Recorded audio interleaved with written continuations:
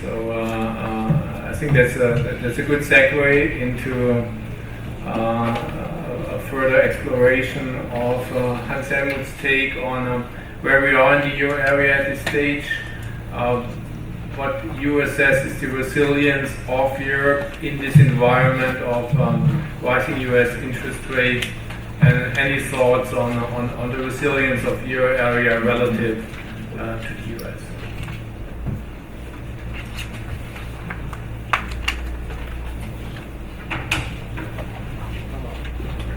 Thank you, Chair. Great pleasure, great honor to be here. Privilege, in fact, to meet up with friends, and I couldn't resist participating in this meeting because it has such a joyful ending. I mean, we are talking about, if Adam gives me an assignment, I'm always taking it really seriously. So he told me to talk about, not Europe, by the way.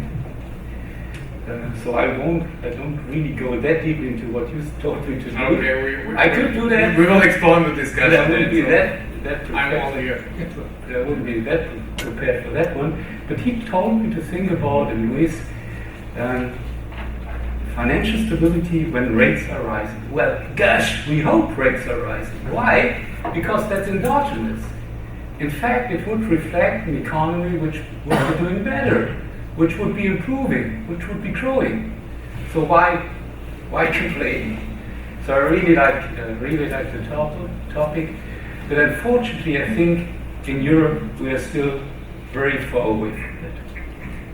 So that will probably take some time. But let me just make 4 points rapidly, and I'll try to also deal with the recently reassigned topic of the chair. So, if we talk about rates, what rates are we talking about? Are we talking about policy rates? Obviously, we are doing that. So, we are talking about getting out of the zero lower bound, getting back to. You don't like that, I know, but I don't care. We're getting back to standard monetary policy. We might even get back to some sort of Taylor rule. Taylor principle. So that would be the environment, actually, what we have been trying to achieve for such a long period of time. Getting into this non-standard type of policy was always about thinking about the exit. So, and not the exit in terms of time dependent, but state contingent. That was a basic flaw in the reasoning from the beginning. That we were always talking about, we would like to have achieved this goal at that precise date, and that's why we had so much frustration over the last 6 or 7 years. Second brief remark I would like to make on how could an increase in policy rates impact on, for example, Chair, on bank balance sheets, on the resilience of the banking system. So what is the mechanics of the implementation of monetary policy in a normal environment? Again, my good friend and neighbor Neil Ferguson's analysis notwithstanding. Third point, I would like to digress on my most awful experience as a bank economist, which is 1994. Actually, it's 21 years ago. And I was amongst, unfortunately, though I had as a badge, beware of the consensus, still use that. That was the worst forecast I ever made in terms of what might happen as a result of the Fed increasing at that time. Federal funds rate, actually they didn't announce it, by 25 basis points. So what happened in markets as a result of that unexpected, non-communicated monetary policy shock, and what happened in bond markets? There were even books about that. One of the books had the title "Blood on the Street." So that was somehow systemic, not as systemic as events happening later on. And finally, I would end up with a couple of questions. So first, when will policy rates be rising again, and where, and how much? So I do have solid hope that they are about to rise in a state contingent way, so state contingent exit, as President Rosenbring explained, somewhere during the course of this year. There are good indicators for that, and I hope it's going to happen.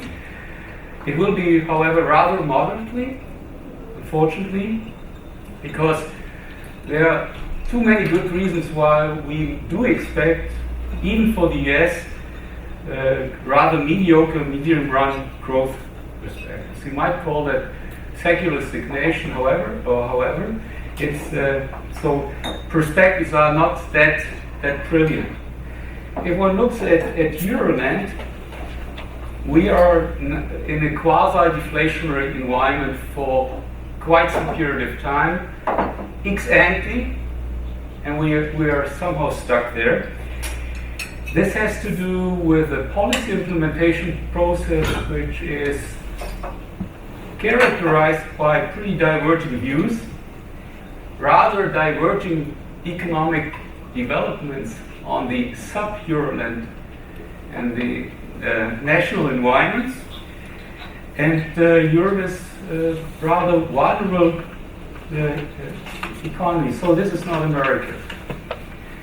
That's why we will be stuck with a non-standard or unconventional monetary policy for quite some period of time. The impact of an increase, so that's hypothetical for the European domain, that the impact of an increase in policy rates on financial stability would first of all go through goods markets via yield curves, reducing user cost of capital, shrinking output gaps, potentially increasing growth. So the classical mechanics. In financial markets, it could lead to the typical sort of overshooting to which I would like to briefly refer, and the response of the banking industry or financial markets will be highly dependent on its preparedness in terms of its management of duration risk and so forth. And there one can be a little bit more hopeful potentially with regard to the new regulatory rules we've been implementing ex ante, in fact, in terms of capital requirements and liquidity ratios. Digression.